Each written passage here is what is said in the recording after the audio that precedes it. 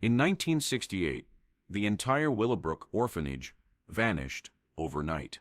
43 children, 6 staff members gone without explanation. No bodies were found. No missing person reports filed. No signs of struggle.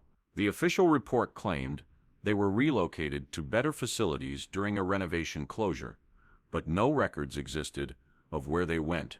For 40 years, the abandoned building decayed on Route 47, its windows broken, its secrets buried behind false walls and rotting timber. Then, in 2008, Ruth Caldwell, searching for her birth other, broke through a hidden panel in the matron's quarters and found something that made her blood run cold. A room filled with antique dolls, each one carefully labeled with a child's name and date. Inside every doll, a child's most precious possession, a mother's photo, a father's war medal, a lucky penny, and a note promising they could retrieve it when they returned from their Christmas families. 43 dolls, 43 children, who were told they were coming back. What Ruth discovered forced authorities to reopen a case buried for 40 years and exposed a man who sold children like livestock while building an empire on their disappearance. Ruth Caldwell held the unsealed adoption papers against her steering wheel, reading them again at the red light. 45 years old, and she finally had a name. Grace Caldwell, aged 15, mother's residence, Willowbrook Orphanage, Millbrook County. The light turned green. Behind her, someone honked. Millbrook was the kind of town that existed between other places. 2 gas stations, 1 diner, a general store that sold everything from ammunition to baby formula. The kind of place people passed through without stopping unless they had reason to dig into buried things. Ruth parked outside Coleman's diner. Bell chimed when she pushed through the door. 3 locals at the counter turned to look, the synchronized movement of people who knew every face that belonged and everyone that didn't. Coffee, the waitress, her name tag reading Dolly, was already pouring before Ruth nodded. "I'm looking for some information about an old building," Ruth said, pulling out her phone. She'd screenshotted the single photo she'd found online. Willowbrook Orphanage, in night. Children playing in the yard, a young woman smiling beside them. This place. Willowbrook. Dolly's hands stopped mid-pour. Coffee overflowed the cup.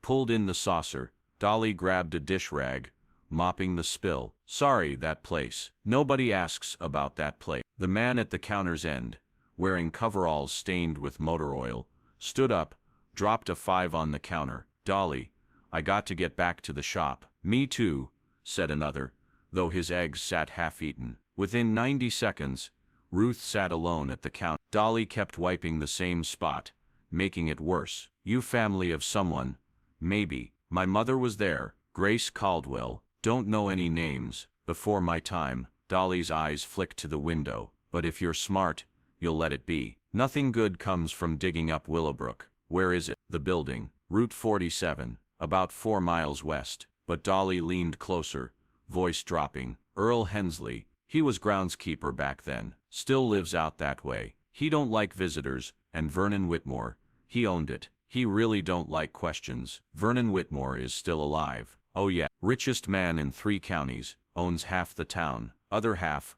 owes him money." Dolly straightened as the bell chimed. "Earl, speak of the devil." The old man who entered moved like his joints were rusted hinges. Flannel shirt despite the heat, pants held up with suspenders. His eyes went straight to Ruth, then to her phone on the counter. The orphanage photo still displayed. "You're asking about Willowbrook," he said. "Not a question." Ruth nodded. Earl's jaw worked like he was chewing something bitter. "Why? My mother was there in No, she wasn't." Earl's voice was flat. "Nobody was there in 68. Place was empty by then.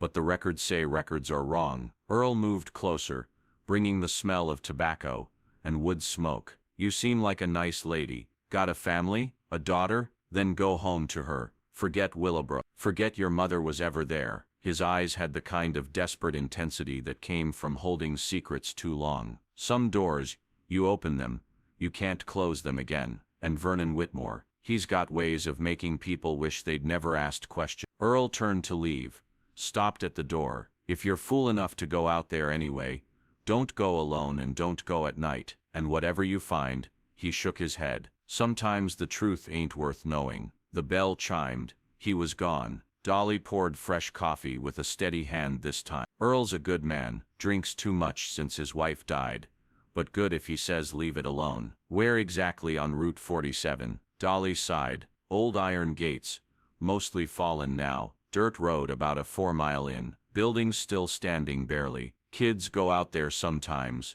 dare each other to go inside. Most don't make it past the front door. Why? Because Dolly's voice went quiet. Sometimes they hear things.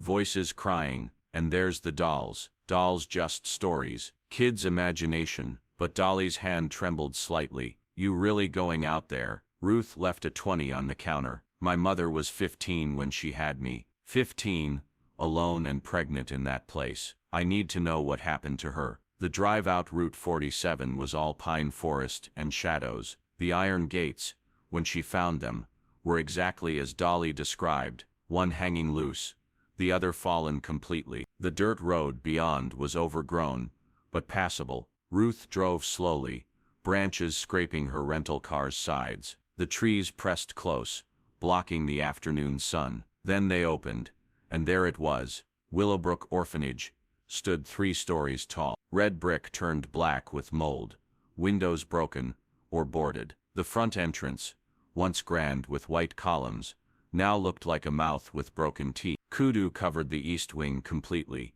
pulling it slowly back to earth, but the west wing somehow stood straighter, less damaged, like something had protected it from 40 years of decay. Ruth parked, sat for a moment, with the engine running. Every instinct said to leave, drive away, forget. Instead, she grabbed her flashlight and phone, tested the voice recorder app. Whatever happened to her mother here, whatever happened to those children, someone needed to witness it. The front door hung on one hinge.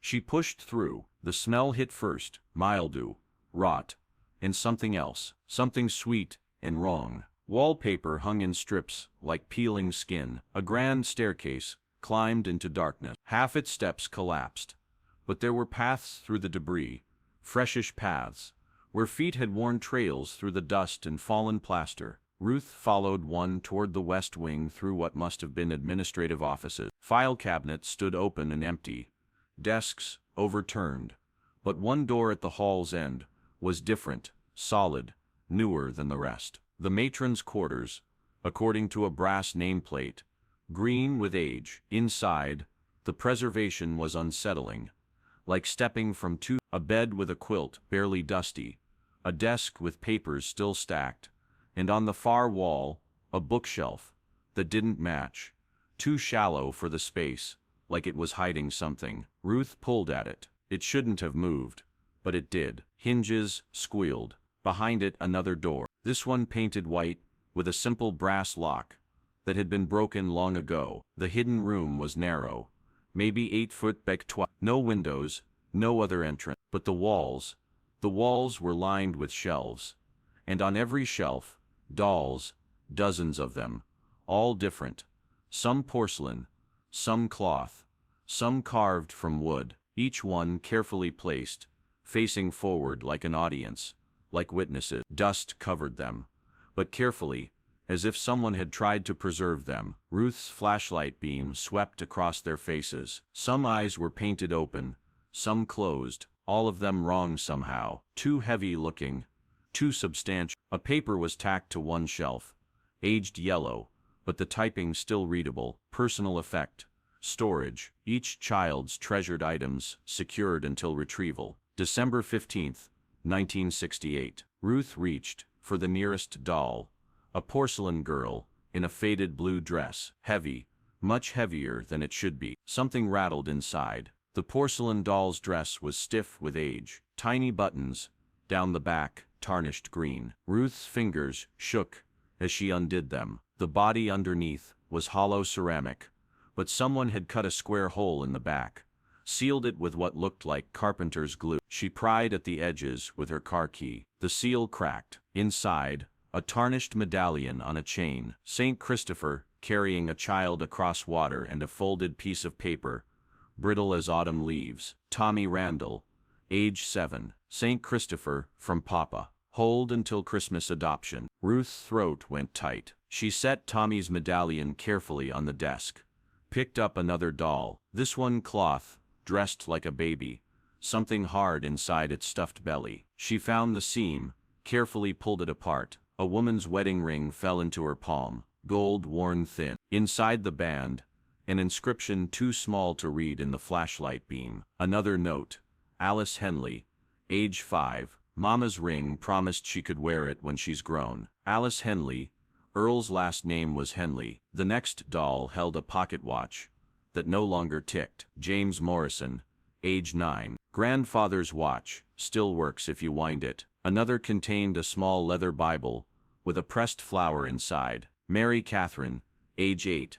First communion gift from Sister Agnes. Ruth documented each one with her phone. Photo of the doll, photo of the treasure inside, photo of the note. Her hands steadied as she worked, falling into the rhythm of terrible discovery. 17 dolls opened, 17 treasures catalogued. Then she found the ledger. It was tucked behind the last row of dolls.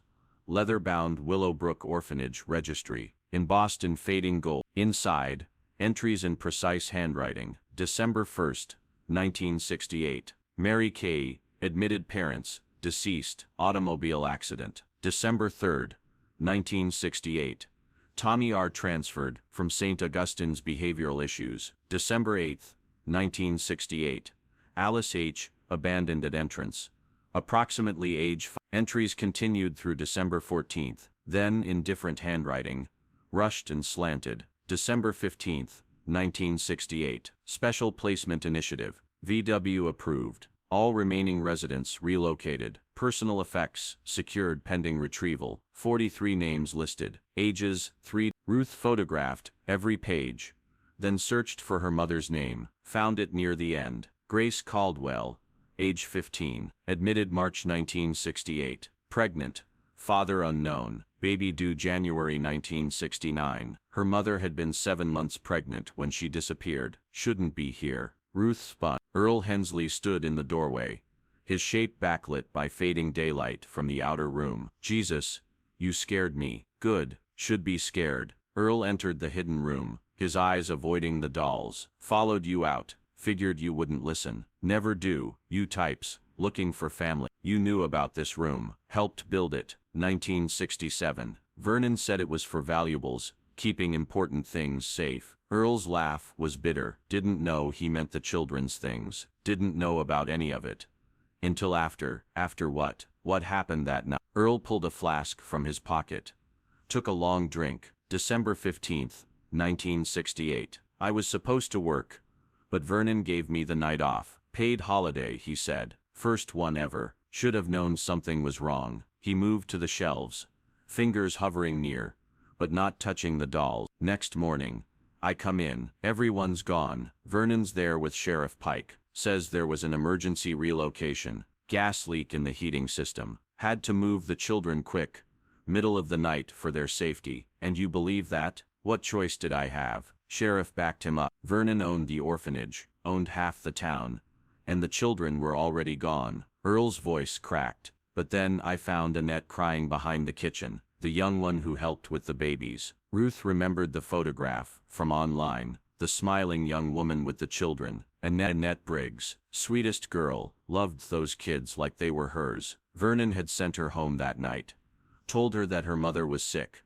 Needed her. Wasn't true. Her mother was fine. When Annette came back, the next morning, found the place empty. Earl took another drink. She never was the same after. Where is she now? Still around. Still under Vernon's thumb. He gave her a job. Keeps her close. Secretary at his main office. 40 years she's been there, like she's doing penance for something that wasn't her fault. Ruth picked up the ledger. This says, Special Placement Initiative. What does that mean? Means Vernon found a way to make money off those kids one last time. Earl's face twisted. You gotta understand, Willowbrook wasn't state-funded. Vernon ran it like a private business. taking in unwanted kids, collecting donations, finding families to adopt. But by 68, donations were drying up. State was asking questions about conditions, credentials, so he sold them. Can't prove it, but yeah, that's what I think. Earl pointed to the dolls. Annette made these. Vernon told her it was for Christmas. A nice gesture. Let each child put their special thing inside for safekeeping, while they went to meet their new families. Temporary. He said they'd come back after Christmas, to collect them, if the adoptions went through, but they never came back. No record of them anywhere. I checked over the years, no death certificates, no adoption records, like they just stopped existing. Earl's eyes finally met hers. Your mother, Grace. I remember her. Quiet girl, scared, pregnant, and trying to hide it under loose dresses. Vernon was furious when he found out. Why? Because pregnant girls were complicated. Couldn't place them easy. Had to wait until after the baby. Then you got two problems instead of one. Earl paused, unless someone wanted both. Mother and baby package deal. Ruth felt sick. Someone bought my pregnant mother. Don't know for sure. But December 15th, she was here. December 16th, she wasn't. Math isn't hard. Ruth turned back to the dolls. Which one was hers? Earl scanned the shelves, pointed to a cloth doll in a yellow dress. Third shelf near the back. That one. Remember Annette making it special, said Grace, light yellow. Ruth lifted it carefully. Heavier than the others. Inside she found a hospital bracelet. Grace Caldwell admitted March 3, 1968. And something else. A small ultrasound photo. Grainy and faded. The first picture of herself taken before she was born. The note read, Grace C., age 15. Baby picture. She wanted to keep it to show her child someday. Ruth's legs gave out. She sat hard on the dusty floor, holding the ultrasound. Her mother had wanted to keep her. Had saved her first picture to show her someday. 40 years I've been trying to forget, Earl said quietly. Vernon threatened me. Said if I ever talked, he'd make sure people knew I helped. Said he had documents with my signature, and maybe I did help building this room. Looking the other way, but I swear I didn't know. Not until after. We have to go to the police. With what? Dolls and old papers. Vernon Whitmore owns the police, owns the judges, owns most of the county. Earl laughed bitterly. Besides, he'll say it was all legal. Emergency placement, acting in the children's best interest. And who's going to contradict him? The children are gone. The treasures in these dolls. Prove the kids existed. Don't prove what happened to them. Earl headed for the door. You want my advice? Take your mother's things and go home. You know she wanted you. That's more than most get. I can't just leave this. Then you're a fool. Vernon Whitmore destroyed 43 children and built an empire on it. You think he'll hesitate to destroy you? Earl stopped at the doorway. But if you're determined to dig, talk to Annette. She knows more than she's ever said. Just be careful. Vernon keeps her on a short leash for a reason. After Earl left, Ruth continued documenting every doll, every treasure, every name, the twin dolls holding matching halves of a locket, the oldest child's doll containing car keys. He'd been weeks from aging out. The youngest, barely 3, had left a stuffed mouse missing one eye. By the time she finished, darkness had fallen completely. Her phone battery was dying, but she had evidence that 43 children had existed, had been told they were coming back, had trusted enough to leave their most precious possessions behind. Tomorrow she'd find Annette Briggs. The Millbrook Public Library opened at. Ruth was waiting at 8:30. Laptop bag over her shoulder, the ledger tucked inside. She'd spent the night at a motel 20 mile away. Doors locked, curtains drawn, uploading photos to 3 different cloud services. The librarian, a woman in her 70s, with silver hair pinned in a neat bun, smiled as she unlocked the door. Early researcher. My favorite kind. I'm Martha. Ruth, I'm looking for newspaper archives from night. Martha's smile flickered. Willowbrook. Ruth nodded. Third person this year, though the other 2 were teenagers. Urban explorer types. Martha led her to a back room with microfilm readers. 1968's a popular year for that particular tragedy. You remember it? I was 28, working at the elementary school. Martha pulled out several boxes of microfilm. December 16, 1968. Woke up to sirens everywhere. Sheriff's cars, state police, even some federal vehicles. All headed out Route 47. She loaded the first reel, but by afternoon they were gone. Sheriff Pike held a press conference, said there had been a gas leak. Children evacuated safely to other facilities. Case closed. Ruth scrolled through the December issue. Founded on December 17th. Front page, Willowbrook Orphanage, closes. Children safely relocated after gas emergency. The article was brief, quoted Sheriff Pike, saying all children were transferred to appropriate facilities throughout the state. Quoted Vernon Whitmore expressing deep gratitude for the swift action that saved young lives. No follow-up articles, no questions asked. That's it? Ruth asked. No one investigated further. Vernon Whitmore owned the newspaper. Still does. Martha glanced at the door, lowered her voice. But I saw the trucks that night. What trucks? I lived out near Route 47. Then December 15th, around midnight, I heard engines. Looked out my window. Martha's fingers twisted her wedding ring. 3 moving trucks, 2 vans, all headed toward Willowbrook. Then about an hour later, they came back. Drove right past my house, heading different directions. North, south, east. You're sure about the time? Positive. I was up with my baby. Colicky thing. Never slept. I watched those vehicles split up at the intersection, like they didn't want to be seen together. Ruth made notes. Did you tell anyone? Told Sheriff Pike. He said I was mistaken. Said the evacuation happened December 16th morning, not the night before. Said I should focus on my baby and stop spreading rumors. Martha's jaw tightened. Week later my husband got promoted at the factory. Big raise. Vernon Whitmore owned that factory. Ruth searched for any mention of individual children.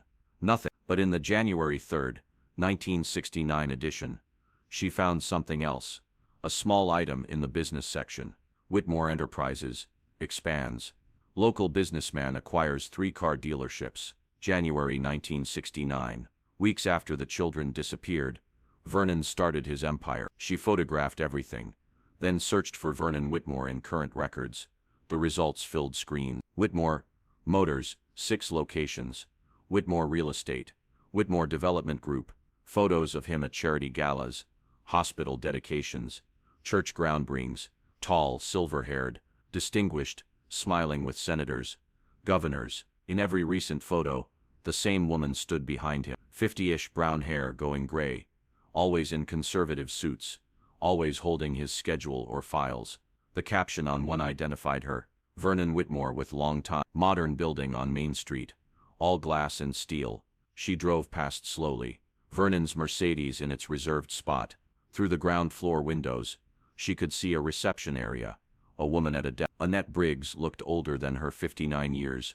Shoulders curved inward, like she was protecting herself from blows that might come at any moment.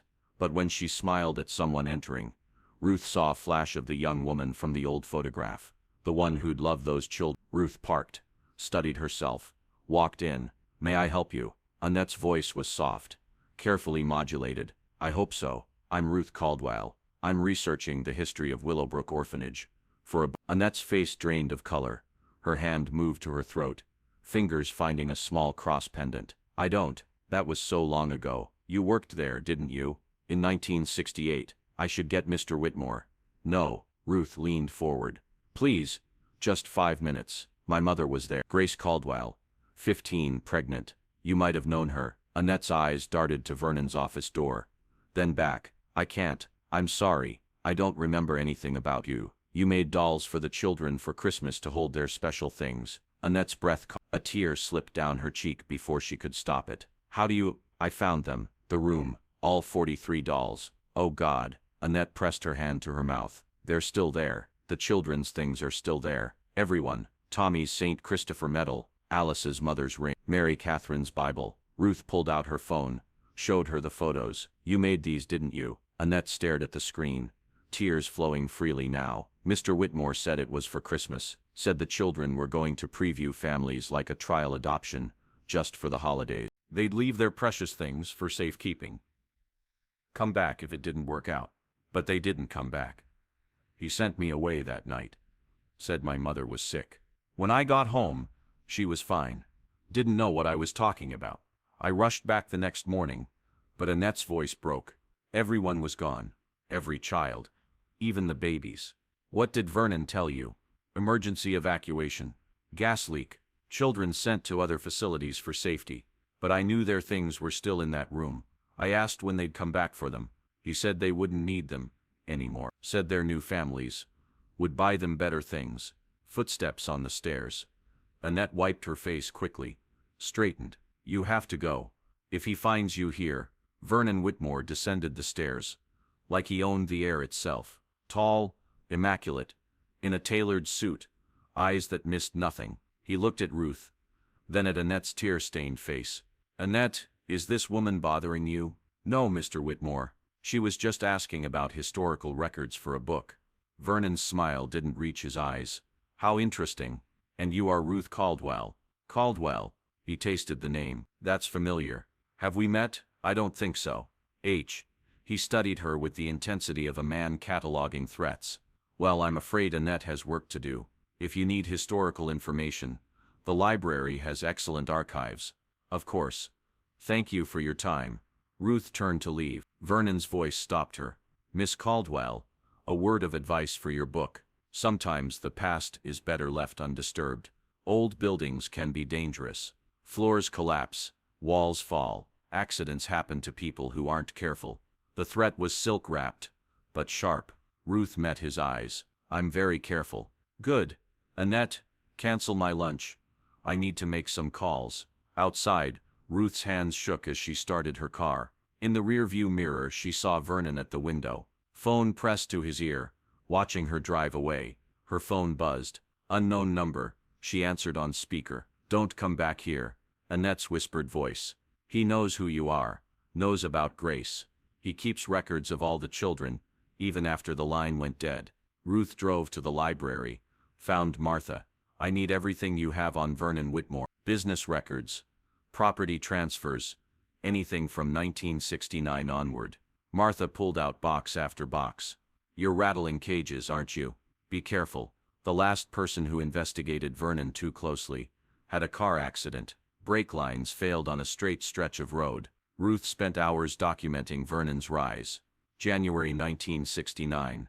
3 car dealerships. March 1969. Apartment buildings. June 1969. Shopping center. Each purchase paid in cash. No loans. No investors listed except in one filing. A lawyer's error made list of initial investors in Whitmore Enterprises. 43 names. Different surnames scattered across 5 states. But the amounts were specific. Unusual. $8,000 for a Randall family investment. $12,000 for a Morrison contribution. $15,000 for an unnamed investor Baltimore. $25,000 for a CF family special circumstances. 43 investments. 43 children. The prices. These were the prices paid for children. And C family special circumstances. Grace Caldwell, 15 and pregnant, sold for $25,000. Ruth photographed everything. The evidence was circumstantial but damning. Vernon had sold those children, and used the money to build his empire, and somewhere in his records, Annette said he still kept files on all of them. She had to find those files. Ruth sat in her motel room, laptop open, cross-referencing the investor names, with missing children databases. Nothing. These children had been erased so thoroughly, it was as if they'd never existed. A knock at the door made her freeze. Too soft to be housekeeping. Too late for delivery. Miss Caldwell. It's Annette. Please. Ruth checked the peephole. Annette stood alone, hugging herself in the cold, looking over her shoulder every few seconds. Ruth opened the door, pulled her inside. How did you find me? Vernon had you followed. But his man is watching from the parking lot. Doesn't know I came up. Annette was shaking. I can't do this anymore. 40 years of knowing and saying nothing. Ruth guided her to a chair, poured water from the nightstand picture. Tell me what happened. You don't understand what he is, what he's capable of. Annette pulled out a flask from her purse, added something to the water. Her hands steadied slightly. After the children disappeared, I tried to go to the state police. Vernon found out. He had me committed to Riverside Psychiatric. Said I was having delusions from trauma. He had you institutionalized. 3 months. They gave me so many drugs I couldn't remember my own name. When Vernon finally had me released, he offered me a job. Said it was the only one I'd ever get with a psychiatric commitment on my record. Annette's laugh was bitter. 40 years every day, sitting outside his office, every day remembering those children's faces. Ruth showed her the photos on her laptop. These dolls you made, tell me about them. Annette touched the screen gently, like she was touching the children themselves. December 14th. Vernon called me into his office. Said we were playing Santa. The children were going to special Christmas placements, trial adoptions with wealthy families, but they were scared, so we'd tell them it was just a visit. She pointed to one doll. Timothy was so proud of that medal, said his papa. Gave it to him before he died. Wouldn't ever take it off, even for baths. But Vernon said it looked low class. Said the families wouldn't want children wearing cheap jewelry. So I told Timothy we'd keep it safe in a special doll just for him. All 43 children left something. Vernon said it was important they felt they were coming back. Annette's voice cracked. I spent all day December 15th making those dolls with the children. They were so excited, thought they were going to have real Christmases with real families. Temporary, they kept saying just to try it out. What happened that night? Vernon sent me home at 5. Said my mother had called, was having chest pains. But when I got home, she was making dinner. Completely fine. I tried to call the orphanage, but the line was busy. Tried to go back, but the roads were blocked. Sheriff's cars everywhere saying there was a gas leak. Annette pulled out a yellowed envelope. Next morning, I went back. Everyone was gone. Vernon was there with Sheriff Pike, telling me about the emergency evacuation, but I knew it was a lie because she opened the envelope, pulled out a small black and white photograph. I took this December 15th, right before I left. It was the children at dinner. All 43 faces, visible, dated December 15th, 5:47 p.m., timestamp, from the orphanage's clock on the wall. Vernon said the evacuation was December 16th, at dawn, but I knew they left that night. Those trucks Martha saw, I heard them too from my mother's house. Vernon just didn't know we could hear them from that far. Ruth studied the photo. Do you know where the children went? Some of it.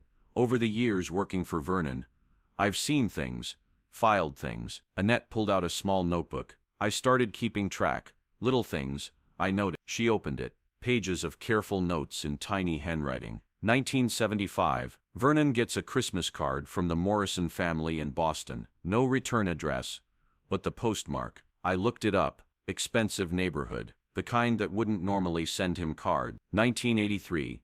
Phone call from someone named Randall. Vernon went white. Took it in his office. I heard him say, that wasn't part of our agreement. 1991. A woman came in, said her name was Alice Henderson, née Henley. Vernon had me escorted out before they talked, but I saw her face. She had the same eyes as little Alice, from the orphanage. Ruth's pulse quickened. Alice Henley, Earl's relative, his niece. Her parents died in a fire. Earl brought her to Willowbrook, because he couldn't care for her, visited every Sunday, until Annette swallowed, until she was gone. You think this woman was that Alice? I know she was, because after she left, Vernon was rattled, had me pull all the old Willowbrook files from storage, spent 3 days going through them, then had them moved to his home office, said they were too sensitive for the business. The files still exist in his home, a safe in his study. I've seen it when I've had to bring him documents there, climate-controlled, fireproof. He calls it his insurance policy. Ruth grabbed Annette's hands. We need those files. You can't get them. His house is a fortress security system. Cameras, guards, and even if you could, he's always there, especially now that he knows you're asking questions. When does he leave? Thursdays. Golf at the country club. 9 to noon.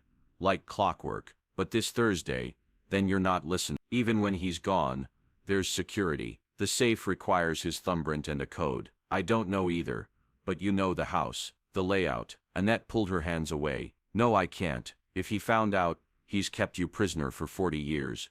Made you complicit in whatever happened to those children. Ruth's voice hardened. Don't you want to know, really know what happened to Timothy with his medal? To little Alice? To my mother? Of course I want to know. It's all I think about, their faces, their voices. Mary Catherine asking if her new family would let her go to church. Tommy worried Christopher wouldn't protect him if he left it behind. Tears streamed down Annette's face. But I'm scared. I've been scared for so long. I don't remember what it feels like not to be. Ruth pulled up the photo of Grace's doll on her phone. My mother was 15, pregnant, alone, and she still saved this ultrasound picture to show her baby someday. She had hope even in that place. Don't we owe her the truth? Don't we owe all of them? Annette stared at the image for a long moment. Thursday, he leaves at 8:40. The house staff takes a break from 9 to 10. He doesn't like them working when he's not there to supervise. There's a service entrance in the back. The code is his birthday backwards, 5291. The safe, his office behind the portrait of his father. I don't know how to open it, but she pulled out her phone, showed Ruth a video, shaky footage of Vernon opening the safe, taken from the doorway. I recorded this last month. Thought maybe someday. I don't know what I thought. Ruth studied the video. Vernon's thumb on the scanner, then a 6-digit code. The angle made it hard to see exactly, but the pattern of his finger movements was visible. Annette, this is enough. We can. There's more. Annette's voice dropped to a whisper. The files aren't the only evidence. There's a woman in Cedar Falls. Lives in a big house. Never goes out. Vernon visits her once a month. Has for 20 years. Who is she? I don't know. But he brings her money. Cash. And once I heard him on the phone after visiting her. He said, she's getting worse. Remembering things. Might need to increase her medication. Ruth's blood went cold. You think she's one of the children, or someone who knows what happened. The house is in Vernon's name, but the bills go to a trust, the Willowbrook Foundation. Annette stood to leave. I've told you everything I know. Thursday morning, you'll have maybe 20 minutes before the staff comes back. Don't waste them. At the door, Annette paused. That photo you showed me. All the children at dinner. I know their faces by heart. Every name. Every story. If you find the truth, will you? Her voice broke. Will you tell me? Even if it's horrible. I promise. Annette nodded and slipped out. Through the window, Ruth watched her drive away. In the parking lot, a dark sedan started its engine. Followed her. Ruth pulled out her phone. Called the one person she trusted. Mom. Maggie's voice worried. It's late. Are you okay? I'm fine, sweetheart. But I need you to do something for me. Upload those files I sent you to that journalist friend of yours. The one who did the corruption story on the governor. Tell her not to publish yet, but to be ready. Mom, you're scaring me. Just as insurance, baby. I'll be home soon. After hanging up, Ruth studied the video of Vernon at his safe. The thumb placement, the code pattern. She played it frame by frame, mapping his finger movements. Thursday, 3 days away. 3 days to plan how to break into the house of the most powerful man in 3 counties and steal evidence of a 40-year-old crime. She looked at the photo of the children at their last dinner, faces bright, with hope for families that would love them. 3 days Ruth spent Tuesday at the county records office, pulling property transfers from 1969. Every cash purchase Vernon made that year traced back to different banks, different cities: Boston, Baltimore, Philadelphia, Richmond, Atlanta, cities where the trucks had gone that night. The amounts were specific, strange: $8,000 here, $12,000 there, not round numbers like normal investments, more like prices negotiated for individual items or individual children. Her phone rang. Unknown number. Miss Caldwell, this is Richard Morrison, from Boston. I think you've been looking for information about Willowbrook. Ruth's breath caught. Morrison, one of the names from the investor list. Who gave you my number? Martha, at the library. She thought we should talk. Long pause. I was adopted in 1968. December 16th. Actually, my parents always said they got me through a private arrangement. Paid cash, no agency. Mr. Morrison, please just listen. I'm 47 years old. All my life, something felt wrong. No birth certificate, just an amended one. No adoption papers. When my adoptive father was dying last year, dementia, he kept apologizing, said they bought me. Actually used that word, bought. Ruth gripped the phone tighter. Did he say from who? A man named Whitmore said he had more kids if we wanted them later. Premium quality. He called us like we were livestock. Richard's voice was bitter. I've spent a year trying to trace where I came from. Then Martha called today. Said you were investigating Willowbrook. Can we meet? I'm driving down tomorrow. But Miss Caldwell, I'm not the only one. I hired a private investigator. Found two others. Same story. Adopted December 1968. No papers. Parents paid cash. We're all from the same place.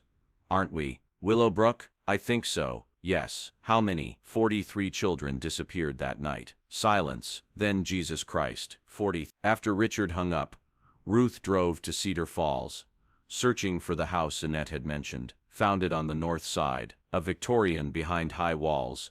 Curtains always drawn. The mailbox had no name, just a number. She parked down the street. Watched. At 400, a nurse in scrubs arrived.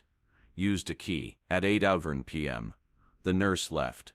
Night shift arriving. Someone needed round-the-clock care. Wednesday morning, Ruth visited the Cedar Falls county clerk. The house was owned by the Willowbrook Foundation. Taxes paid automatically from a trust, but the trust documents were public record. One beneficiary listed patient W23, Willowbrook, child 23. She checked the ledger photos on her phone. Child 23 in the admission order was Grace Caldwell, her mother. Ruth's legs nearly gave out. She sat on the courthouse steps, trying to breathe. Her mother was alive, living 10 miles away, under Vernon's control for 40 years. That evening, she met Richard Morrison at the motel. He was tall, graying at the temples, with the kind of careful posture that came from expensive schools. This is what my father left me. He handed her a folder, bank records from 1968. December 18th, he withdrew $12,000 cash. December 20th,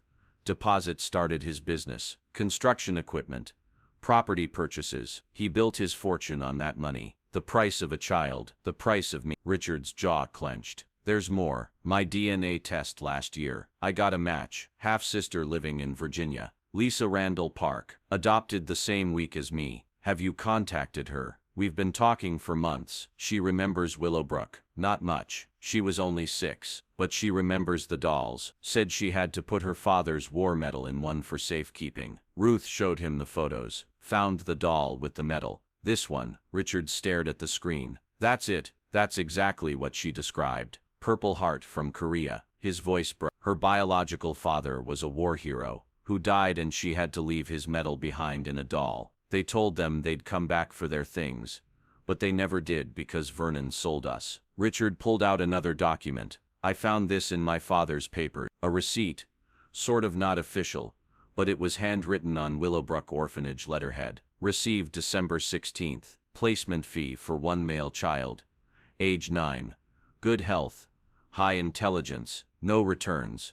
No questions. V.W. Vernon's initials. This is evidence, Ruth said. Actual proof of trafficking. It's proof he took money, not proof of what happened to the others. Richard leaned forward. Lisa and I want to help. We've been searching for others. Found a woman in Maryland who thinks she might be from Willowbrook. But she was so young, only 3.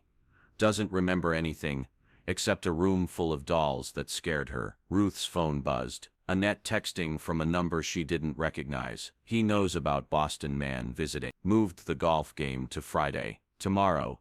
No good. Then immediately after.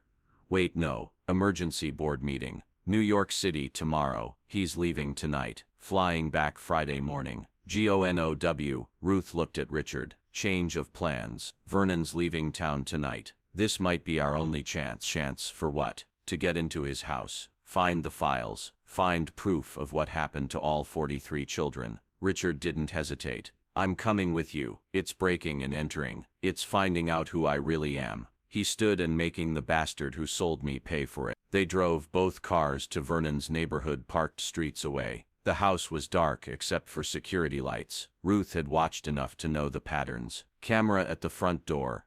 Another at the garage. But the service entrance Annette mentioned had only a motion light. 5. The lock clicked open. Inside was a mudroom, then a kitchen that could have served a restaurant. They moved carefully, phone flashlights pointing down. The study was exactly where Annette had described. West wing.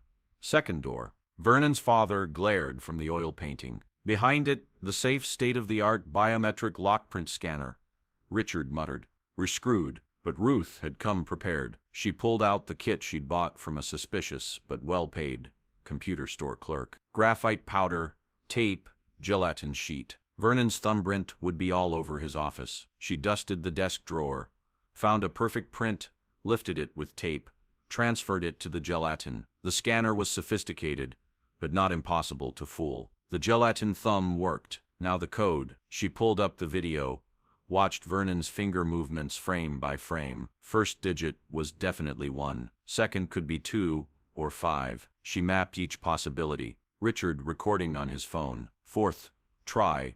156 at 843. The safe opened. Inside, hundreds of files, each labeled with a name and number. Ruth grabbed them, passing stacks to Richard, who photographed pages with mechanical efficiency. WAD1 through W43. 43 children, each with a detailed file, photos, medical records, personality assessments, and placement records. Where each child went, who paid how much. Tommy Randall, W7, $8,000, Boston, Massachusetts, placed with Randall family. Alice Henley, W1, $10,000, Boston, Massachusetts, Morrison family.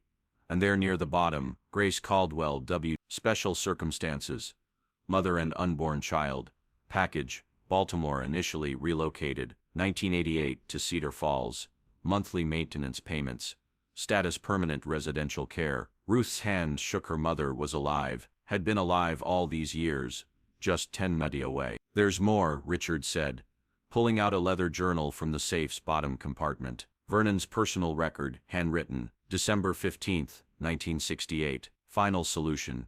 Implemented. Sheriff Pike, handled beautifully. 3 trucks, 2 vans, 5 drivers, children distributed across state lines within 6 hours, adoption fees collected in cash, untraceable, total profit $45,000. Lists of families who bought children, payment schedules, and worse, notes about children who were difficult to place. W31. Behavioral issues, sent to Marshfield Institute for Medical Trials. W38, W39 twins. Developmental delays, sold to Blackwood Research. Not all the children went to families. Some were sold to institutions, research facilities, places that needed test subjects. A car door slammed outside. They froze. Footsteps on the front porch. A key in the lock. Ruth grabbed the most important files. Grace's, the payment records, the journal. Richard took photos of the open safe, the files still inside. Vernon's voice carried from the entrance. Flight was canceled. Damn weather in New York. They slipped out the service door as Vernon entered his study. Ruth heard his roar of rage as they reached their car. Her phone exploded with calls from unknown numbers as they drove away. She didn't answer. They had the evidence. Names, addresses, amounts, proof that Vernon Whitmore had trafficked 43 children and built an empire on their sale. And they had the address where her mother had been kept for 20 years. Ruth's motel room door rattled under heavy knocking at 3 hours.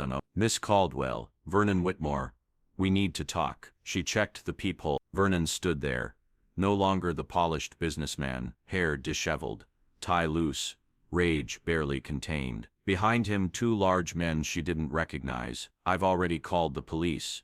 Ruth lied. No, you haven't, because you know they work for me. Vernon's voice was calm, reasonable, the tone of a man used to getting what he wants. Open the door, or my associates will open it for you. Ruth grabbed her phone, started recording. What do you want? You took things from my home, private documents. I want them back. I don't know what you're talking about. The woman you were with at my house, Annette, she's already confessed, told me everything about your mother, Grace, about your pathetic search for truth. He leaned closer to the door. Did you know your mother's been asking for you all these years, calling for the baby she thinks died? Ruth's chest tightened. You told her I died. Easier that way. Pregnancy psychosis, the doctors called it, believing in a baby that never existed. The medication helps, mostly. Vernon's voice turned pleasant, conversational. She's fragile. Your mother. One shock, one disruption to her routine, and who knows what might happen. The mind is such a delicate thing. You're threatening her. I'm explaining reality. Your mother requires specialized care, expensive care. I've provided that for 40 years, but funding could be reconsidered. Ruth opened the door, but kept the chain on. Those children, you sold them. I found them homes. Vernon's eyes were flat reptilian. They were unwanted, forgotten, heading for state institutions. I gave them families who desperately wanted children, families with means to provide good lives. You trafficked them, sold them like property. I saved them. His face reamed. Do you know what happened to orphanage children in the 60s? Aged out at 16, thrown onto the streets, half ended up in prison, or dead within 5 years. I gave them future. What about the ones who went to research facilities? W31 to Marshfield Institute, the twins to Blackwood Research. Vernon's composure cracked. How did you? He caught himself. Some children were difficult to place, special needs, behavioral issues. The facilities provided care they couldn't get elsewhere. Medical experiments. You sold children for medical experiments. Prove it. Vernon smiled, now cold and certain. 40-year-old accusations from stolen documents. My lawyers will destroy you, but I'm reasonable. Return what you took. Leave town tonight, and your mother continues getting her care. She lives comfortably, safely, until her natural end. And if I don't, state budget cuts are terrible these days. Facilities closing. Patients transferred to cheaper places, rougher places. He stepped back. You have 1 hour to decide. My men will wait outside. After he left, Ruth called Richard. He's here, threatening my mother. I've been busy too. Posted everything to a friend, who runs a journalism blog. It goes live in 6 hours, unless I stop it. He has my mother in a facility. If we expose this, we expose it smart. I've got a contact at the FBI. White-collar division.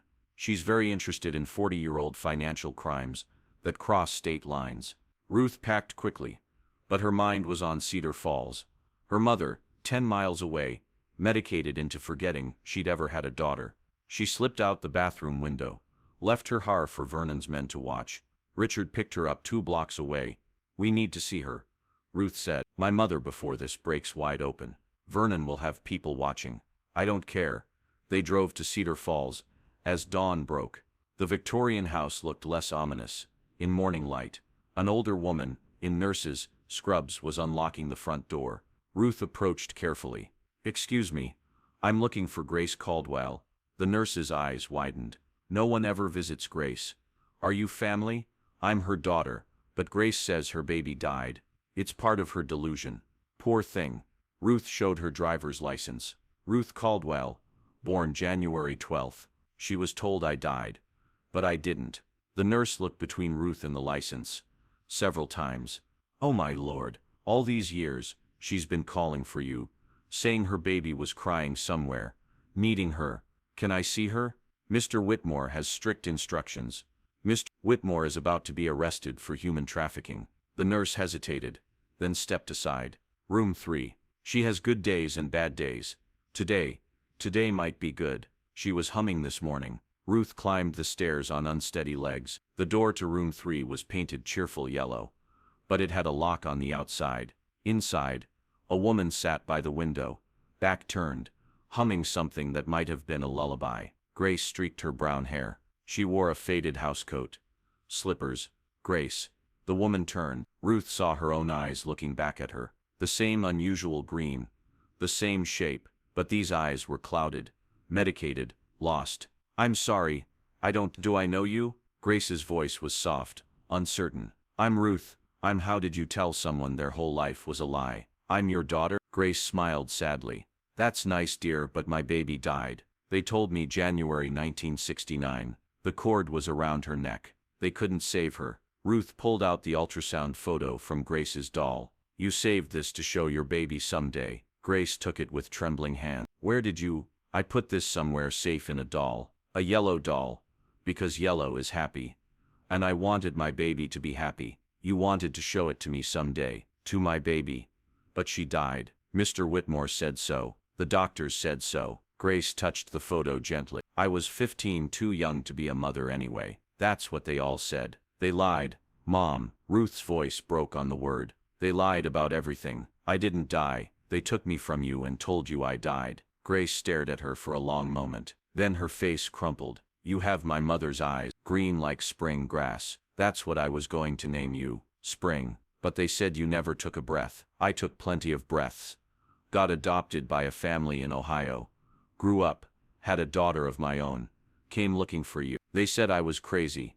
Hearing a baby cry that wasn't there.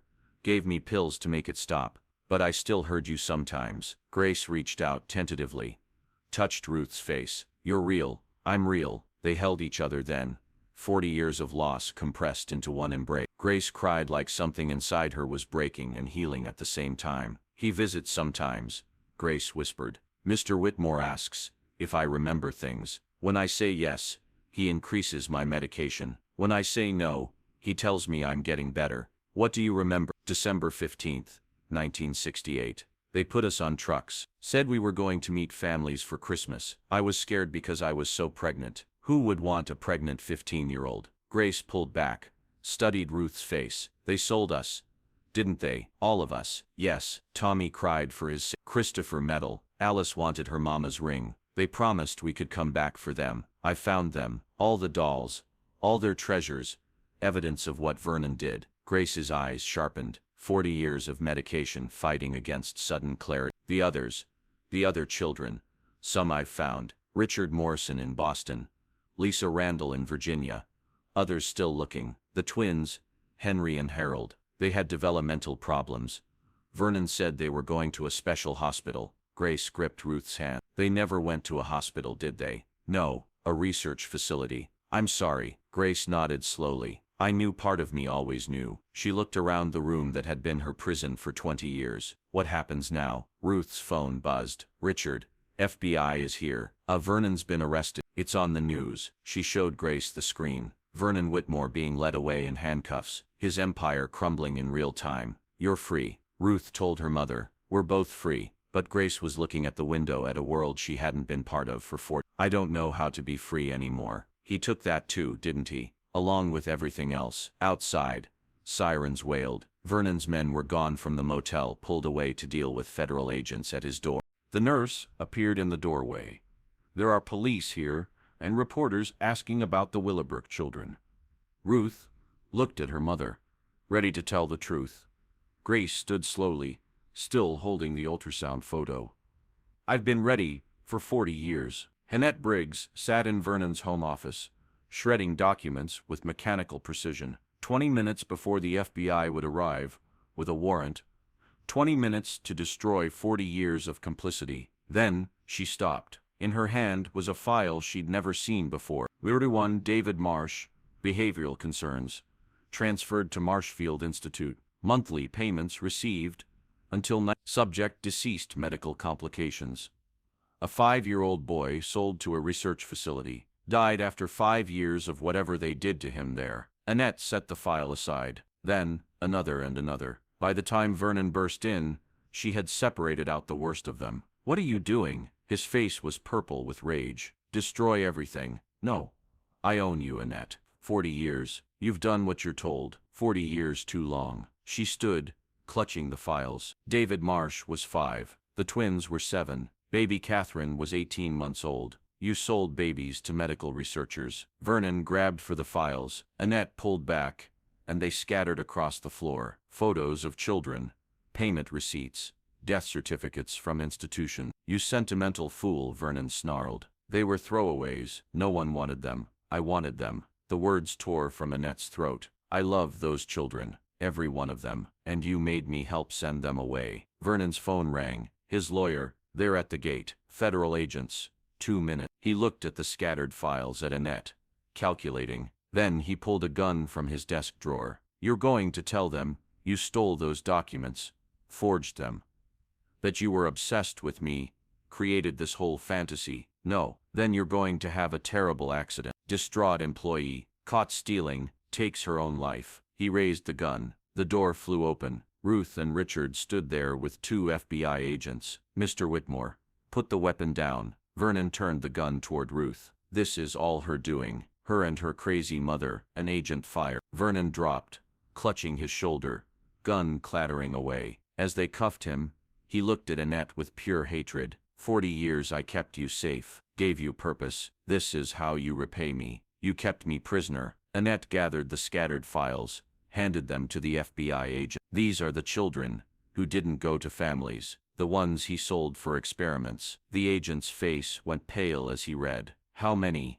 12 that I've found so far, maybe more. They led Vernon out on a stretcher, news cameras rolling. Annette followed, finally ready to speak. The truth she'd held for 4 decades. Ruth found her in the chaos. My mother remembers you, says you were kind to the children, not kind enough. I should have stopped it, should have known. You were 19, he was your employer. The sheriff backed him up. Annette pulled out a small key. There's something else, a storage unit off route. Vernon didn't know I knew about it. I followed him once years ago. She pressed the key into Ruth's hand. Unit 47. I think it's things from the orphanage. The storage facility was run down, barely functional. Unit 47's lock was rusted, but turned. Inside, boxes stacked to the ceiling. Ruth opened the first one. Children's clothes, shoes, report cards, photos, not evidence of crimes, but evidence of lives. Who these children were before they became inventory. Richard found a box of letters. These are from after. Look,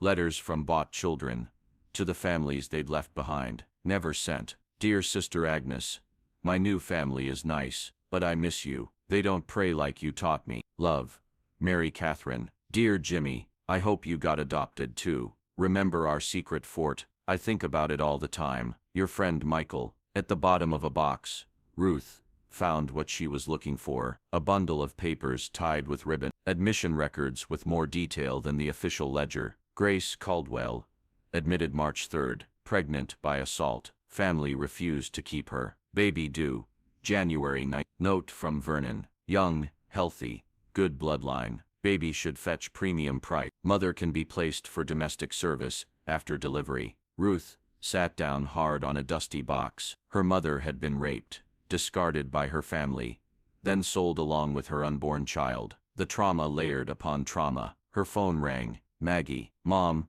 it's everywhere. Every news channel. They're saying you exposed a 40-year trafficking ring. Is the journalist running the story? Front page tomorrow. But Mom, there's something else. A woman called here, says she has information about Willowbrook. Says she was the night nurse in 1968. Wants to talk to you. Ruth took down the information. Helen Garrett, living in a nursing home 2 states away. They drove through the night. Helen Garrett was 91, sharp-eyed, despite her age. I've waited 40 years for someone to ask, she said when they arrived. Vernon Whitmore destroyed those children, but I was a coward, took his money and ran. You were there that night, December 15th, 1968. I worked the night shift. Vernon called me in special, said the children were being relocated for their safety. Helen's hands twisted her blanket, but I saw their faces. They were terrified, begging not to go. All 43, all of them loaded into vehicles like cargo, the little ones crying for their dolls. Vernon had promised they could take them,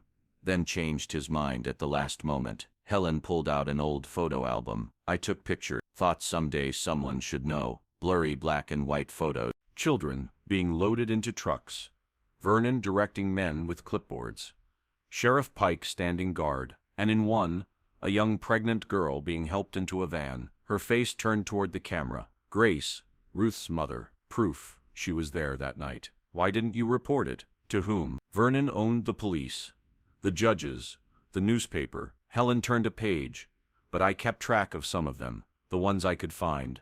A list of names and locations where Helen thought children had ended up, based on rumors, occasional sightings, fragments of information. Tommy Randall became Thomas Morrison in Boston, saw his high school graduation photo in a paper, recognized his eyes. Alice Henley became Alice Henderson in Philadelphia. Her adoptive mother sent a thank you card to the orphanage, not knowing it was closed. The twins, Henry and Harold, I heard they died at Marshfield within a year. Medical trials for a new psychiatric drug. Ruth photographed everything. More evidence, more proof, more children to find. As they left, Helen grabbed Ruth's hand. Your mother, Grace.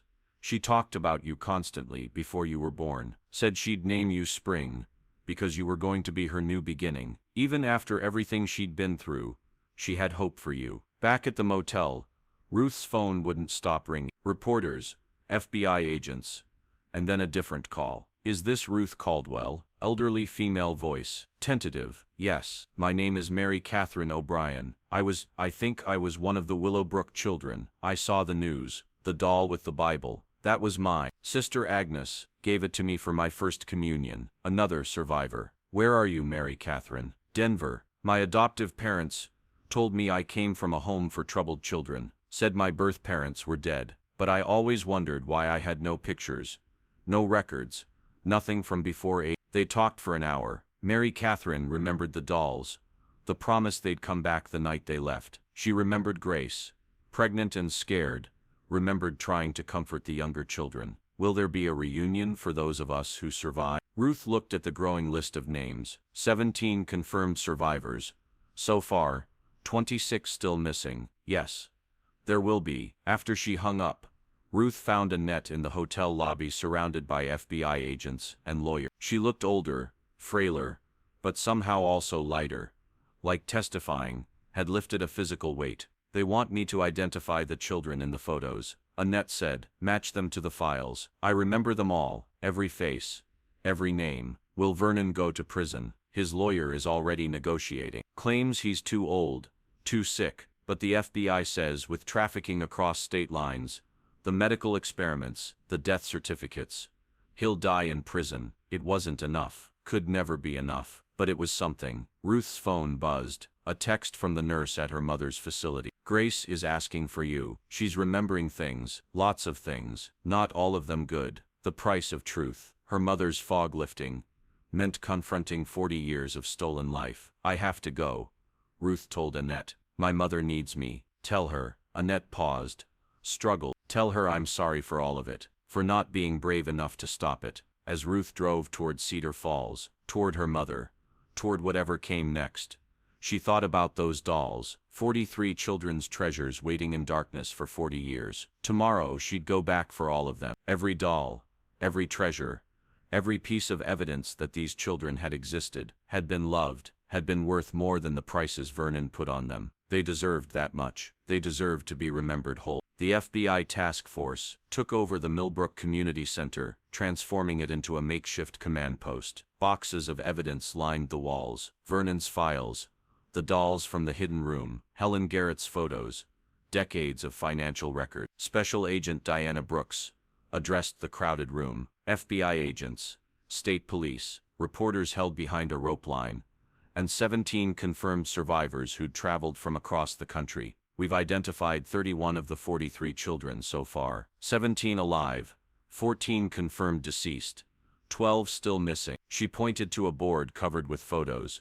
Young faces frozen in time. Every child was sold. Prices ranged from $5,000, $25,000, based on age, health and other factors. Ruth sat with Richard, Lisa and Mary Catherine. They'd formed an unlikely family over the past week, bonded by shared trauma and stolen childhoods. The facilities, Lisa asked.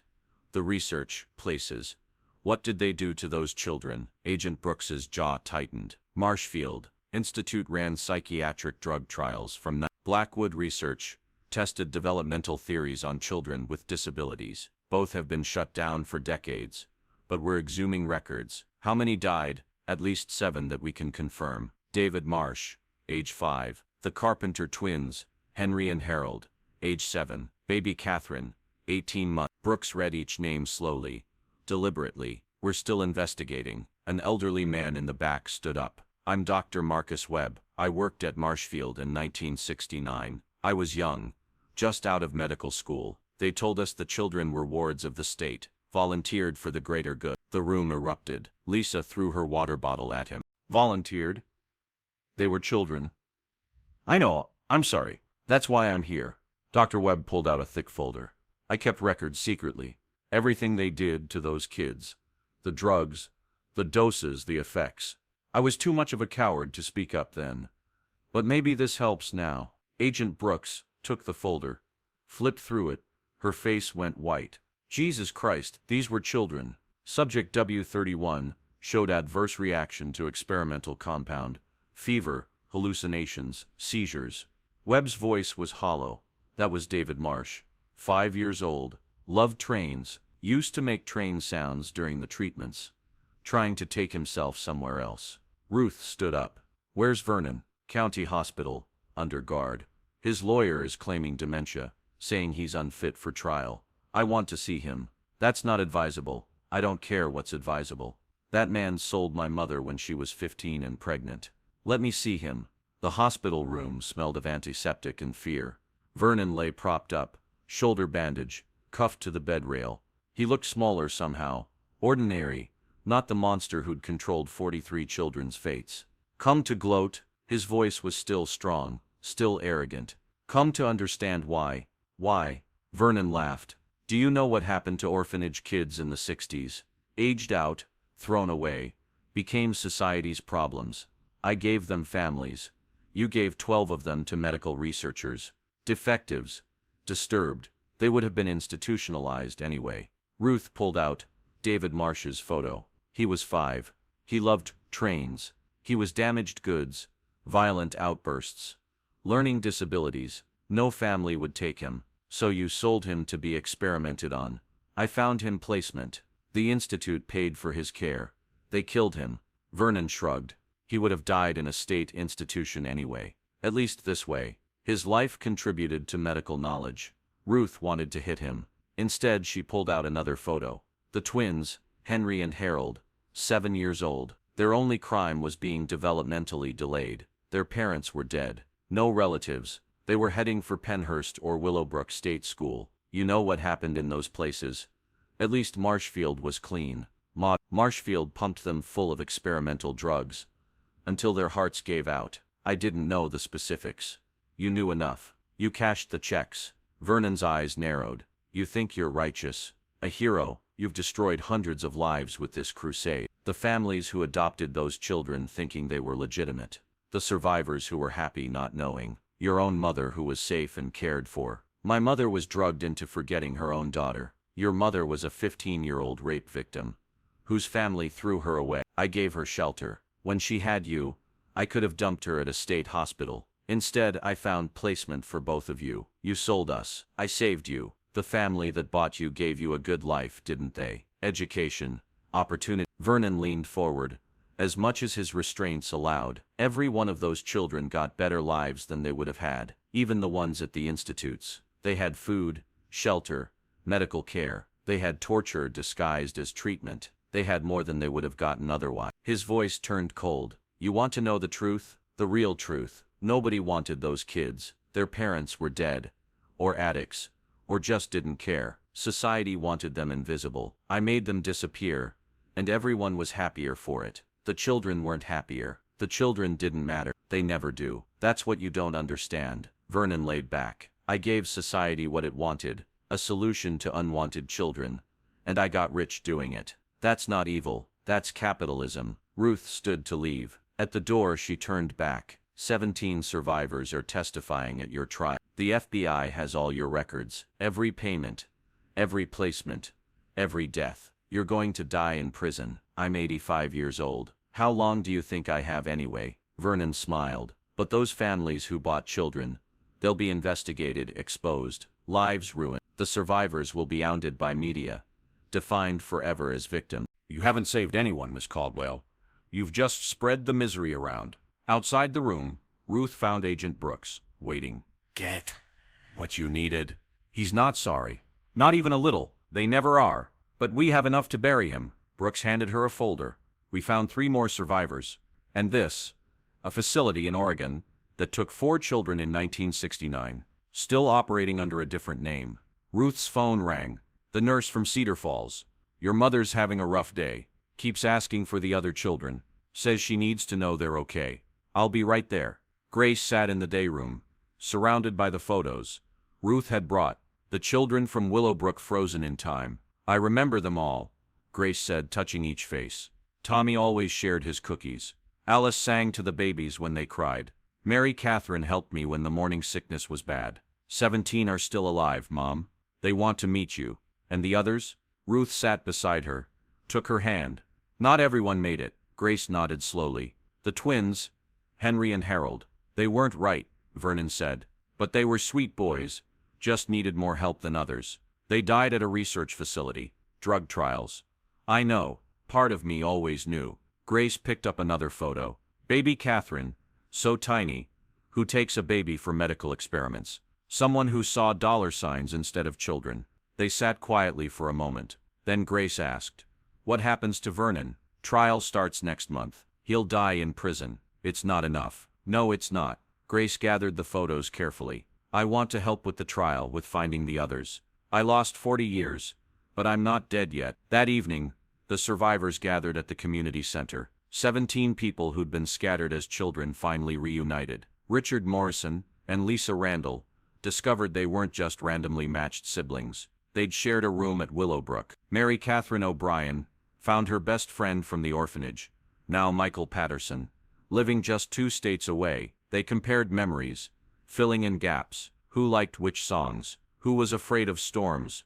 Who told the best stories? "Remember the Christmas pageant?" Mary Catherine asked. "December 14th, the night before. You were Mary," Lisa remembered. "Tommy was Joseph. The twins were sheep." "Vernon watched from the back," Michael added. "I thought he looked proud. Now I know he was calculating prices." Annette arrived hesitant at the door. The survivors went silent. "I know you hate me," she began. "We don't hate you," Mary Catherine said. "You were as much a victim as us." "No, I was an adult. I should have known, should have stopped it." "You were 19. Ruth said he was your employer. The entire system supported him." Annette pulled out a box. "I brought something from the storage unit." She opened it, revealing dozens of small items, things I saved over the years, things left behind that night. A hair ribbon, a child's drawing, a wooden whistle, a lucky penny that hadn't made it into the doll. Each survivor found something of theirs, proof they'd existed before that night, proof they'd been real children with real lives, not just inventory numbers in Vernon's ledger. Agent Brooks called Ruth aside. "We've tracked down 3 more, but there's something else. One of the families that bought a child. They want to come forward. Cooperate. They say they didn't know it was trafficking." "Do you believe them?" "Their son, one of the Willowbrook 43, he killed himself 10 years ago. Left a note saying he remembered being sold, remembered his real name. They want to help find the others." The web kept expanding. Each thread pulled revealed more connections, more complicity, more damage, but also more survivors, more truth, more chance for justice, however delayed. As the evening ended, Ruth found her mother sitting with Annette looking at photos of the children. "We failed them," Grace was saying. "All of us who were old enough to know better. We failed those babies." "We were children too," Annette replied. "Even at 19, I was a child facing a monster." "Maybe, but they deserved better than what they got. Better than any of us." Ruth thought about the dolls still in the evidence room. 43 children's treasures waiting 40 years for their owners to return. Tomorrow she'd petition to have them released after the trial. Return them to survivors. Give them to families of the deceased. Let those precious items finally complete their journey home.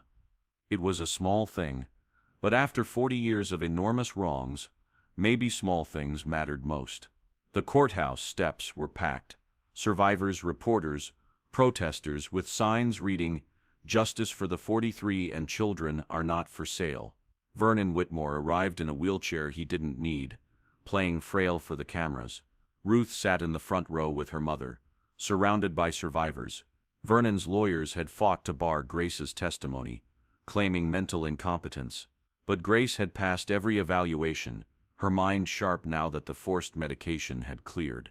The defense will argue that Mr. Whitmore ran a legitimate private adoption service. The prosecutor began that all placements were legal under 1968 standards.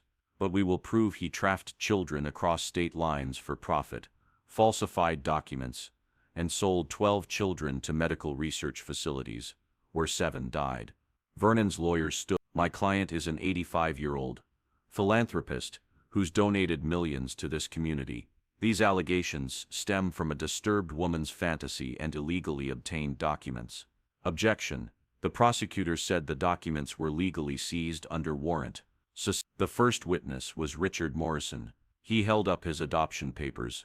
Forged, the FBI determined. Then the receipt his adoptive father had hidden, $12,000 cash for a 9-year-old boy. "They bought me like furniture." Vernon's lawyer tried to shake him. "Your adoptive parents loved you, didn't they? Gave you everything." "They gave me everything except the truth. I had a name before they changed it. A history, a St. Christopher medal from my dead father that meant everything to me. Richard's voice cracked. I left it in a doll, thinking I'd come back for it. Lisa testified next. Then Mary Catherine. Each survivor took the stand, painting a picture of children, told they were going to Christmas families, temporary placements, be back soon. On day 3, Annette testified. Vernon stared at her with such hatred that the judge had to warn him. I made 43 dolls on December 15, 1968. Annette said, Mr. Whitmore told me it was for safekeeping. The children put their most precious possessions inside, items from dead parents, grandparents, the only things they had left of their families. And what happened to these dolls? They stayed in that hidden room for 40 years. Because the children never came back because Mr. Whitmore sold them. The defense attorney stood. Briggs, you've worked for Mr. Whitmore for 40 years. Were you paid well? Yes. Given benefits, bonuses? Yes. So, you profited from these alleged crimes.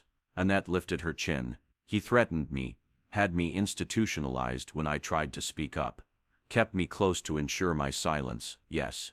He paid me. It was the price of my captivity. Dr. Webb testified about Marshfield Institute. The prosecutor displayed photos of the 5 children who died there. David Marsh, the Carpenter twins, baby Catherine, William Doe.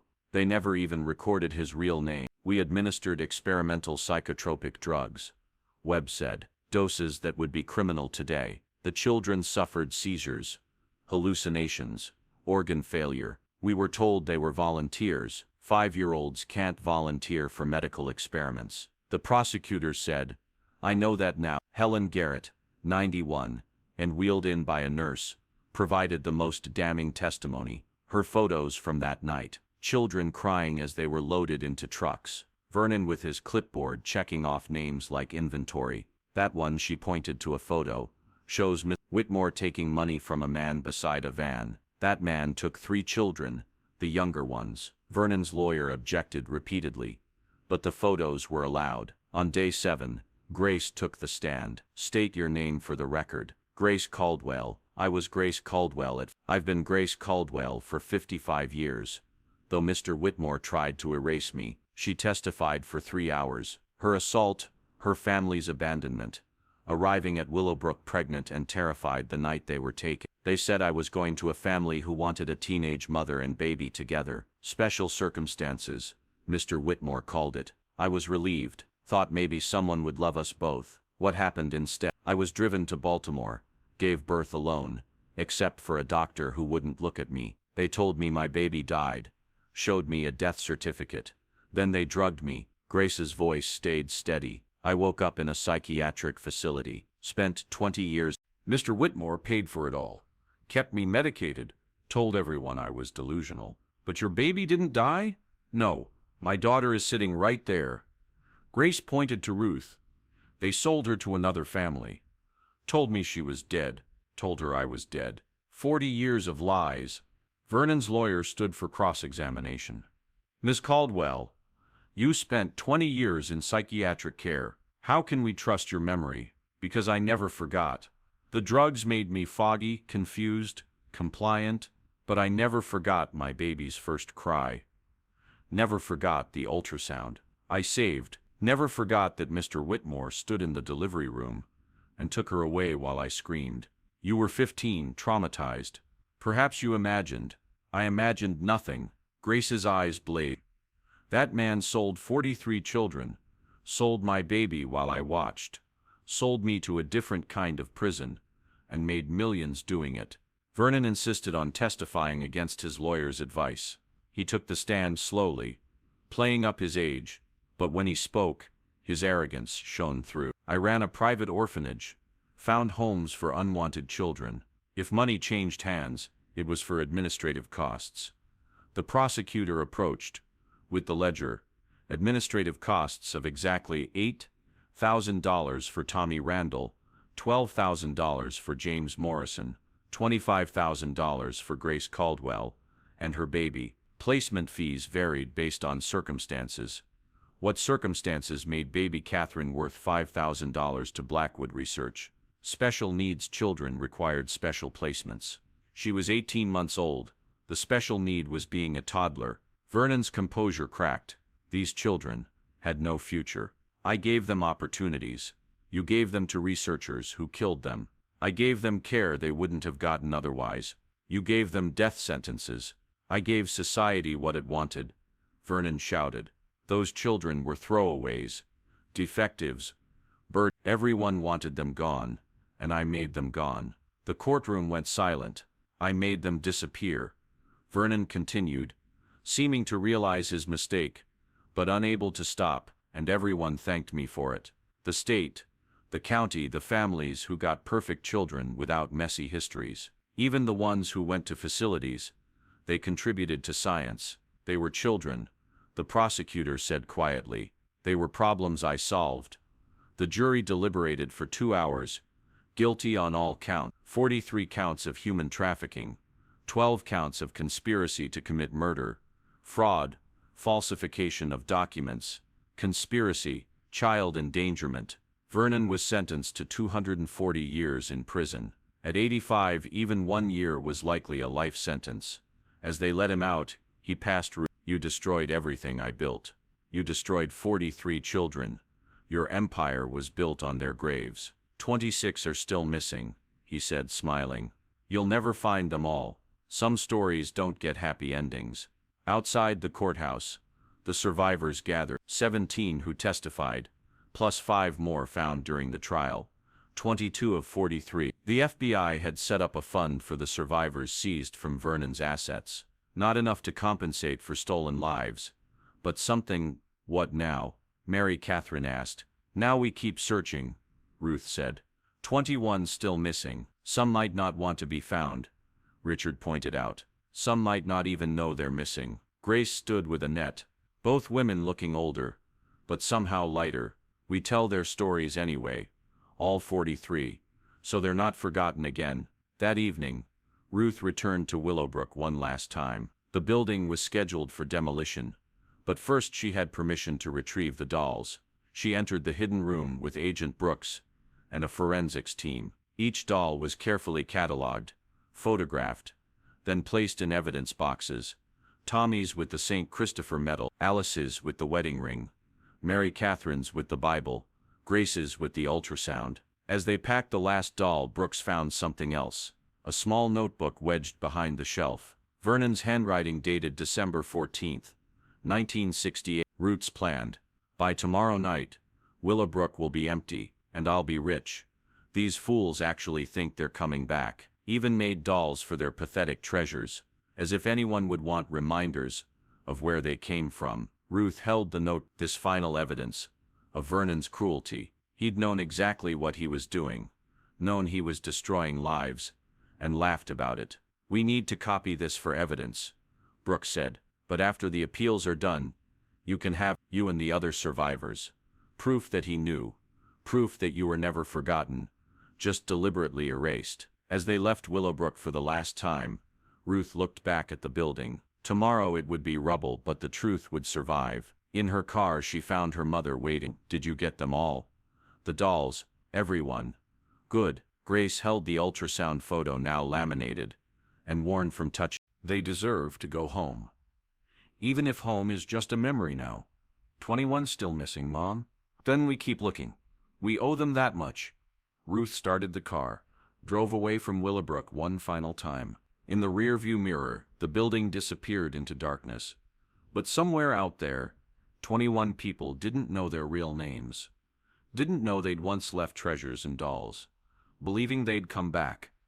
The search would continue 6 months later. The memorial garden stood where Willowbrook Orphanage once crumbled. 43 stone markers, each engraved with a name, age, and date. December 15th, 1968. 22 markers had fresh flowers. 21 stood bare, waiting. Ruth knelt beside one. Grace Caldwell, age. Her mother stood behind her, finally free of the psychiatric facility, living in her own apartment with support care. Feels strange, Grace said.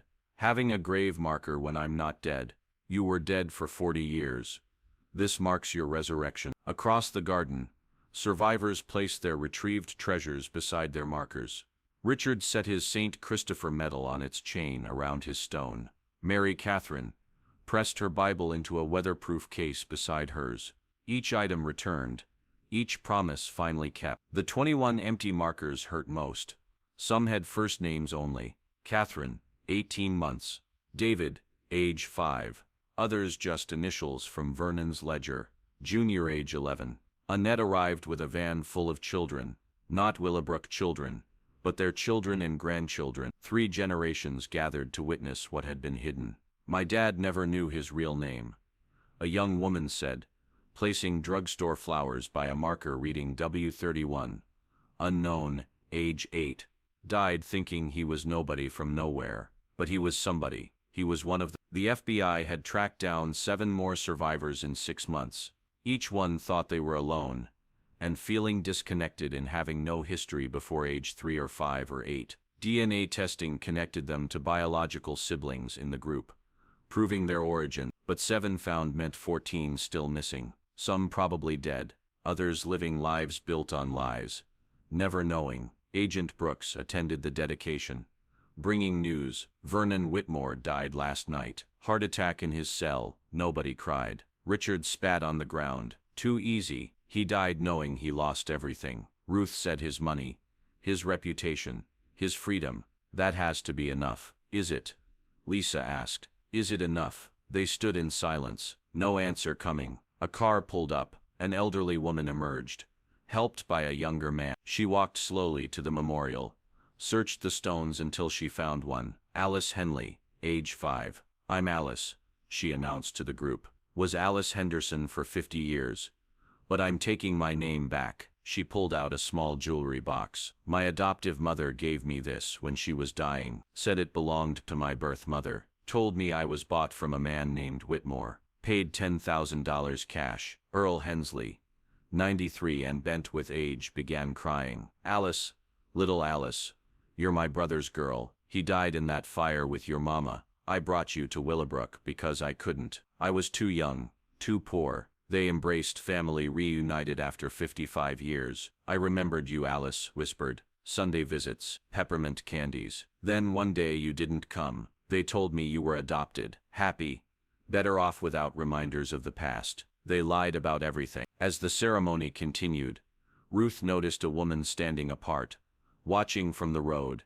Middle-aged, well-dressed, holding a folder. Ruth approached. Can I help you? I'm Dr. Sarah Coleman. I work at Riverside Medical. Used to be Marshfield Institute. She handed Ruth the folder. I've been going through old records. Found these medical files for the 12 children sold to research facilities. Detailed records of experiments, drugs administered, reactions observed. The horror reduced to clinical notes. David Marsh died March 3. Coleman read. Cause listed as adverse reaction to experimental compound MK47. Real cause. We poisoned a 5-year-old boy to see what would happen. Why are you showing me this? Because there's more. 2 children survived Marshfield, were transferred to state custody in 1975 when the institute closed. She pulled out another paper. William Doe and Jane Doe, never identified properly. Based on ages and descriptions, they're from Willowbrook. 2 more possibly found. Where are they now? William died in 2003. State hospital. But Jane is alive.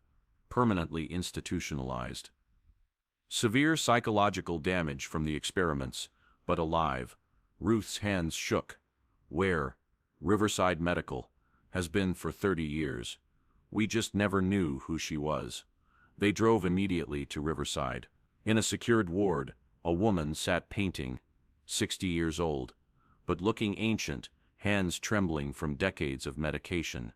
But her eyes alert. Jane, Dr. Coleman asked gently.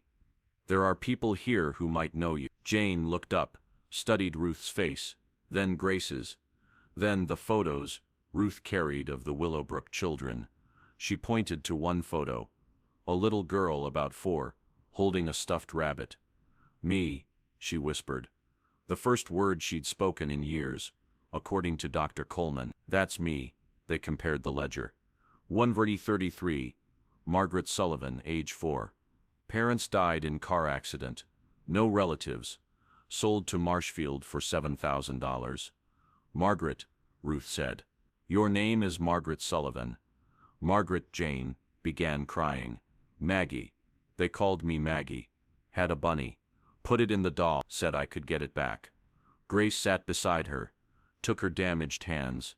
We came back for you. Took 40 years. But we came back. The dedication ceremony was postponed, as survivors rushed to Riverside. 2443 now accounted for. Margaret Sullivan would never live independently. The experiments had damaged her too, severely. But she would know her name, know she was remembered. That evening, Vernon's estate was officially liquidated. $15 million distributed to survivors and families of the deceased. Not enough to buy back 40 years, but acknowledgement of debt owed. Ruth stood with her mother in the memorial garden, as sunset painted the stones gold. We found 24, Grace said, 19 still missing. Maybe that's all we get. Maybe some stories don't have ending. Ruth thought about the empty stones, the dolls whose owners never returned, the treasures that would never be reclaimed. Then her phone rang. Unknown number, California area code. Is this Ruth Caldwell, the woman investigating Willowbrook? Yes, my name is Patricia Williams. 3 days ago, I saw the news about the trial. There was a photo of a doll with a locket inside, a half-heart locket. The woman's voice broke. I have the other half. Had it my whole life. My adoptive parents said it came with me, but they didn't know from where. Ruth's pulse raced. The twins' locket. You're one of the Hartley twins from the orphanage. Twins, Patricia gasped. I have a twin. I'm sorry. Your sister died 5 years ago, but she searched for you her whole life. Her daughter has been looking for you. Patricia was crying now. What was her name? Penelope. Penny. You were Patty and Penny Hartley. Patty, she repeated. My name was Patty. 25 found. As Ruth hung up, she looked at the memorial stones. 18 still empty, but no longer forgotten. The local historical society had agreed to maintain the garden permanently. School children would visit, learn the story, understand what happened when society decided some children mattered less than others. A year later, 3 more survivors were found through DNA testing. One had become a senator, never knowing his origin. Another was homeless, always feeling disconnected from the family that raised him. The third had spent her life in therapy, trying to understand why she felt bought. Vernon Whitmore's name became synonymous with child trafficking. Laws changed. Adoption records opened. Other orphanages were investigated. Ruth published a book with all 43 stories, even the incomplete ones. She donated profits to survivor funds and organizations fighting human trafficking. At the 5th anniversary memorial, 31 survivors and their families gathered. The empty stones now had photos beside them, faces rescued from old records. Grace spoke at the ceremony, still fragile, but determined. 43 children disappeared on December 15, 1968. Today we've found 31. 12 died too young, stolen twice.